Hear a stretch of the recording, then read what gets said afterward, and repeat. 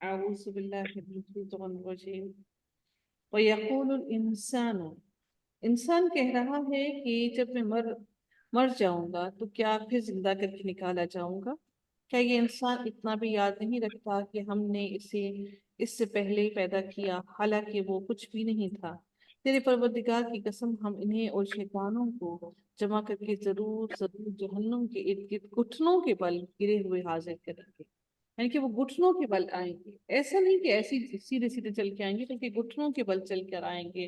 تو پھر اللہ تعالیٰ ارشاد فرماتے ہیں کہ ہم پھر ہر گروہ سے انہیں الگ نکال کھڑا کریں گے جو اللہ رحمان سے بہت اکڑے ہوئے پھرتے تھے، جو اللہ تعالیٰ سے بہت اکڑ اکڑ کے پھرتے تھے۔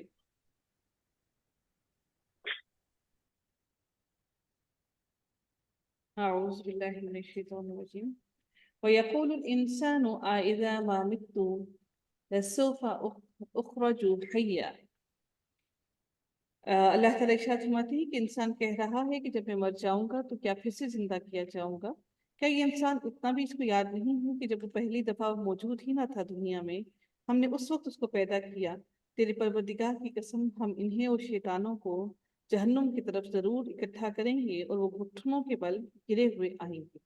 ہم پھر ہر گروہ کو انہیں الگ نکال کھڑا کریں گے جو اللہ رحمان سے بہت اکڑے پھرتے تھے۔ ہم انہیں بھی خوب جانتے ہیں جو جہنم کے داخلے پر پورے سزاوار ہیں، جن کو جہنم میں پوری طرح سے داخل کیا جائے گا۔ اللہ تعالیٰ ان لوگوں کو الگ کر دے گا۔ اللہ تعالیٰ پھر ارشاد فرماتے ہیں کہ وَإِن مِّنكُمْ إِلَّا وَارِدُهَا، تم میں سے ہر ایک وہاں ضرور اکٹھا ہونے والا ہے۔ یہ تیرے پروردگار کے ذمے ایک فیصلہ ہے جو کر چکا ہے اللہ تعالیٰ۔ پھر ہم پرہیزگاروں کو تو بچا لیں گے اور نافرمانوں کو اسی میں گھٹنوں کے بل گرے ہوئے چھوڑ دیں گے۔ اللہ تعالیٰ ارشاد فرماتے ہیں کہ جب ان کے سامنے ہماری روشن آیتیں تلاوت کی جاتی ہیں تو کافر مسلمانوں سے کہتے ہیں، بتاؤ ہم تم دونوں جماعتوں میں سے کس کا مرتبہ زیادہ ہے، ہمیں تم دونوں جماعتوں میں کس کا مرتبہ زیادہ ہے اور کس کی مجلس شاندار ہے۔ ہم تو ان سے پہلے بہت سی جماعتوں کو غارت کر چکے ہیں جو ساز و سامان اور نام و نمود میں ان سے بڑھ چڑھ کر تھیں، جیسا کہ عاد اور سمود والے۔ تو کہہ دے کہ جو گمراہی میں ہوتا ہے اللہ رحمان اس کو خوب لمبا کھینچ لے جاتا ہے، یہاں تک کہ وہ ان چیزوں کو دیکھ لیں جن کا وعدہ دیے جاتے ہیں، یعنی عذاب اور قیامت کے دن کو۔ اس وقت ان کا صحیح طور پر ان کو معلوم ہو جائے گا کہ کون مرتبے میں بلند ہے اور کون سا فریق جو ہے وہ کمزور ہے۔ وہ یہ سب کچھ جان لیں گے۔ راہ پانے والے لوگوں کی ہدایت اللہ تعالیٰ بڑھاتا رہتا ہے، باقی رہنے والی نیکیاں تیرے رب کے نزدیک ثواب کے لحاظ سے اور انجام کے لحاظ سے بہت ہی بہتر ہے۔ بہتر کیا ہے؟ ثواب اور انجام کے لحاظ سے رہنے والی نیکیاں ہیں۔ افرأیت الذی کفر بآیاتنا، اللہ تعالیٰ پھر ارشاد فرماتے ہیں کیا تو نے اسے بھی دیکھا جس نے ہماری آیتوں سے کفر کیا اور کہا کہ مجھے تو مال اور اولاد ضرور ہی دی جائے گی؟ کیا وہ غیب کو جھانک آیا ہے؟ کیا اس کو غیب کو معلوم ہو گیا ہے کہ غیب میں کیا ہے؟ یا اللہ کا کوئی وعدہ لے آیا ہے؟ ہرگز نہیں، ایسا ہرگز نہیں ہے۔ یہ جو کچھ بھی کہہ رہا ہے ہم اسے ضرور لکھ لیں گے اور اس کے لیے عذاب بڑھائے چلے جائیں گے۔ یہ جن چیزوں کی کہہ رہا ہے اسے ہم اس کی بعد بھی لے لیں گے اور یہ بالکل اکیلا ہی ہمارے سامنے کھڑا کیا جائے گا۔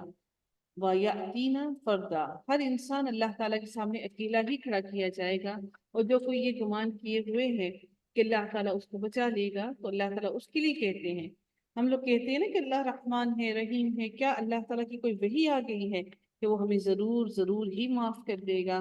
جب تک ہم کوشش نہیں کریں گے تو اللہ تعالیٰ بھی ہم پر مہربان نہیں ہوگا۔ ہماری کوشش بھی لازم ہے۔ اللہ تعالیٰ ارشاد فرماتے ہیں کہ انہوں نے اللہ کے سوا دوسرے معبود بنا رکھے ہیں کہ وہ ان کے لیے باعث عزت ہوں، لیکن ایسا ہرگز نہیں ہو سکتا۔ وہ تو ان کی پوجا سے منکر ہو جائیں گے جن کو وہ معبود بنا رکھے ہیں، وہ ان کی پوجا کرنے سے منکر ہو جائیں گے کہ ہم نے تو ان کو نہ کہا تھا کہ ہماری پوجا کرو، اور الٹے ان کے دشمن بن جائیں گے کہ تم کس قسم کے بدبخت ہو، کیا کر رہے ہو؟ کیا تو نے نہیں دیکھا کہ ہم کافروں کے پاس شیطانوں کو بھیجتے ہیں جو انہیں خوب اکساتے رہتے ہیں؟ تو ان کے بارے میں جلدی نہ کر، ہم تو خود ہی ان کے لیے مدت شمار کر رہے ہیں۔ انما نعد لہم عدا، کہ ہم تو خود ان کے لیے مدت شمار کر رہے ہیں کہ کب ان کو عذاب میں ڈالا جائے گا۔ در حقیقت اللہ تعالیٰ نے اگر یہ وعدہ کر نہ دیا ہوتا کہ اللہ تعالیٰ ان سب کو قیامت کے دن ہی اکٹھا کر کے ان کو عذاب دے گا، تو اللہ تعالیٰ کا عذاب کب تک پہنچ چکا ہوتا۔ لیکن چونکہ اللہ تعالیٰ نے اپنا وعدہ کر دیا ہے اس قیامت کے دن کا، اللہ تعالیٰ اسی دن سب کو اکٹھا کرے گا، جس دن ہم پرہیزگاروں کو اللہ الرحمن کی طرف بطور مہمان کی جمع کریں گے، اور گناہ گاروں کو سخت پیاس کی حالت میں جہنم کی طرف ہانک لے جائیں گے۔ کسی کو شفاعت کا اختیار نہ ہوگا سوائے ان کے جنہوں نے اللہ کی طرف سے کوئی قول و قرار لے لیا ہے۔ قول و قرار اپنے کسی اچھے عمل کی صورت میں انہوں نے اللہ سے کوئی قول و قرار لے لیا ہے۔ پھر اللہ تعالیٰ ارشاد فرماتے ہیں کہ